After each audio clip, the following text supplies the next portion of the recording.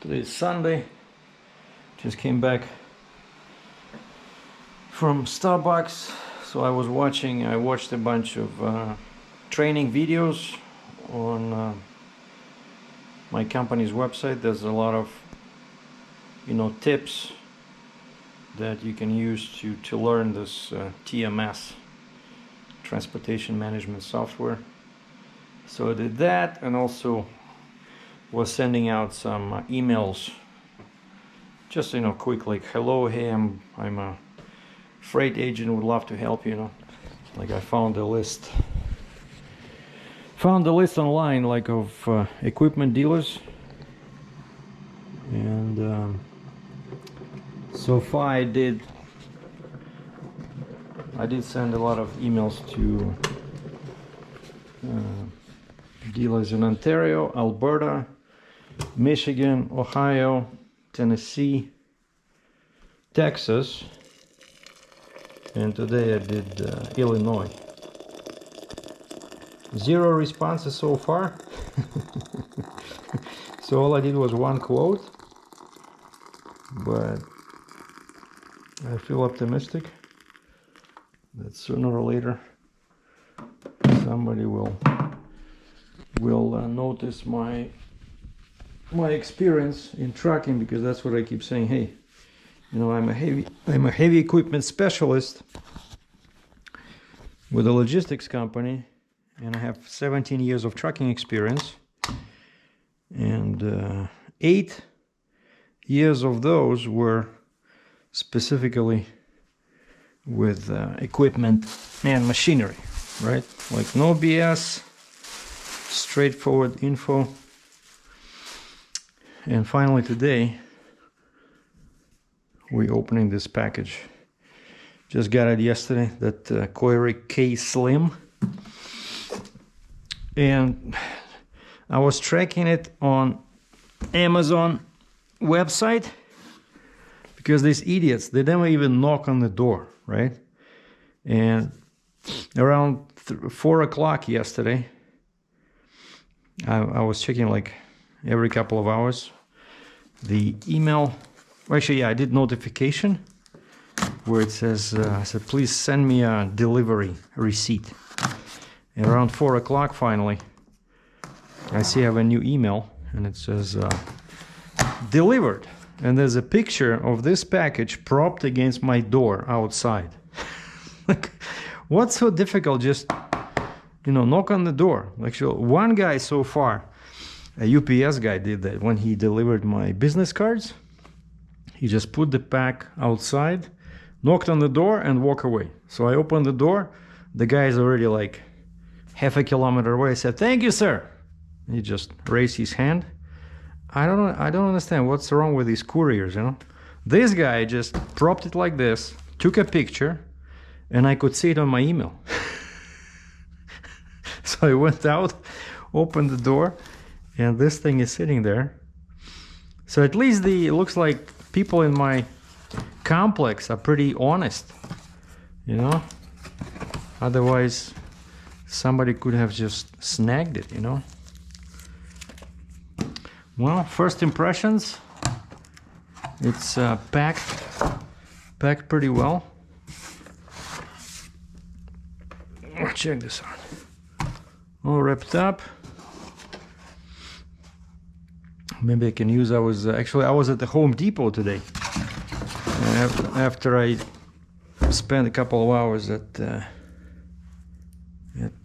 Starbucks, I then remembered I wanted to go to Home Depot and buy some boards, because the Hellcat is coming, right? So I went out and I found 10. I think it was like 10 by 12. Like $25 Canadian. And I asked the Home Depot guy, can you please cut it in like 2 foot lengths? And I left them in my truck outside, so when I go in to surrender the truck, I'm gonna keep those will be inside, right? And so I'll just throw them in the Hellcat and I'll make sure the tires are sitting on those blocks. Wow, I really like the color. So now of course we have to remove all these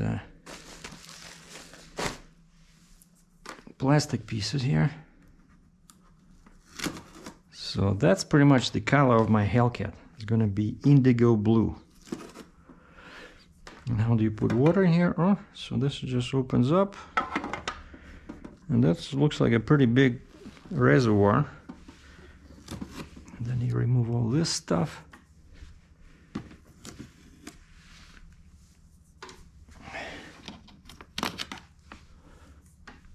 Oh, I'm guessing this is where, if you spill the coffee or something, you can remove this and clean it up. Oh, and you can even take it out. I like it, guys. This looks like, check this out. You can take it out, clean it, or you can take out this.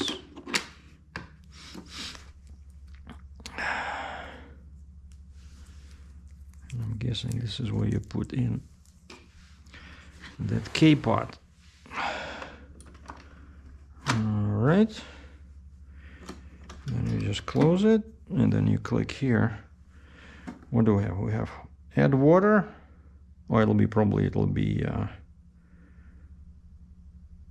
flashing or something. 8 ounce, 10 ounce, 12 ounce. Oh, okay. So it gives you 3 sizes, and that's the start. I think that's it. So put water in. Choose the size of the cup. I think all mine is 12 ounces. I have those glass cups in there. So I'm gonna be... Nobody reads this. Yeah, I'll be using... These are my cups. I bought 4 of these. Pretty sure they're 12 ounces.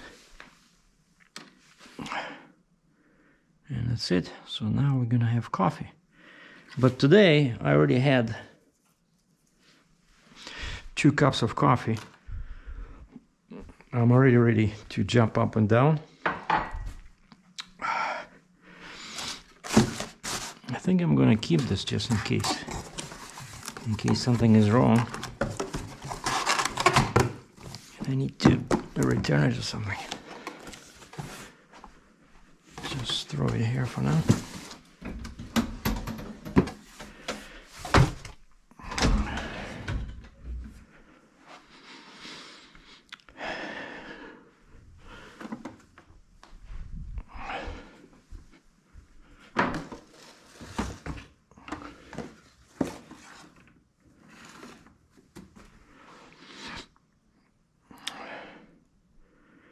Yeah, so my friend is coming tomorrow and we're gonna be training, but he also needs to work because he's a working agent. So he was asking me about a spot for him in his laptop, and so I'm not sure either. I'm gonna remove all this and put him on one of these stools, but they, they're pretty tall. They're not very comfortable, or I just let him sit here. Just put a laptop on in his lap maybe, because there's a plug-in somewhere here. Oh yeah, over there, right behind that. And these are very comfortable. I like these. I cannot believe that I assembled all of this. I assembled all these chairs, the coffee table, the TV stand, the desk, the bed. Took a while, but well, maybe I can just, maybe that's what I can do. I can remove this and just disconnect my second monitor for now. And just move all of this to that side and let him sit here. And then tomorrow he's bringing the phone, VoIP phone. And I'm gonna be attaching this. And what's cool about this, check this out. So once we install the Telus Connect, there's 3 buttons in here. One says computer, Bluetooth, phone. you know. This is called Lightner headset. So this plugs in. He's bringing a power brick because I only have two plugins in there. So we're gonna plug this in, and then when you click one of these buttons, the thing will automatically switch the phone either to the desk phone or to the headset or to my computer. And I think he said he also can program my cell phone, you know. So when people call, I recharged the battery, so when people call this number, which is 57 something, I can choose what happens with those three buttons. Either I can talk through the computer using the headset, or I can switch it to, because yeah, he's bringing a desktop phone. And and I had to return. Remember that did I mention that I paid like $100 for the USB adapter where I could use the cable. So like this thing, and of course it has HDMI, but I don't have HDMI on my iMac. So this is my old cable, which is actually serves as an adapter because it has HDMI on one end and USB-C on the other. But that was not the original cable, so the original two with the monitor were this. So one is HDMI, and this is some kind of a display cable. And so I thought it might be better to use this with an adapter, right? And so that little USB thing I paid $100 for, it had HDMI and there's a cable for USB-C. So I plugged it in, hooked it up like this because I thought it would be, you know, sometimes the second monitor doesn't want to connect, so you have to unplug the cable.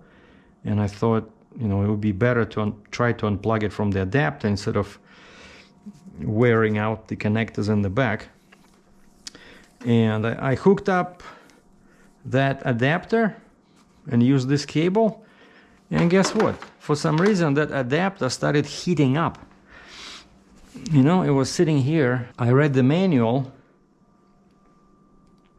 and in the manual it says, yeah, it does support 4K, but only at 30 frames per second, whereas this motor is 4K 60 frames a second. And so clearly that adapter was not, you know, strong enough. So, and it was so hot you can barely touch it. So I disconnected it right away, and I just hooked up my old cable and everything works. And by the way, in case you're wondering what that black thing is, this is my SanDisk reader for CF cards from my camera, because these are different than SD card reader. And so just keep it plugged in like that into USB-C port, and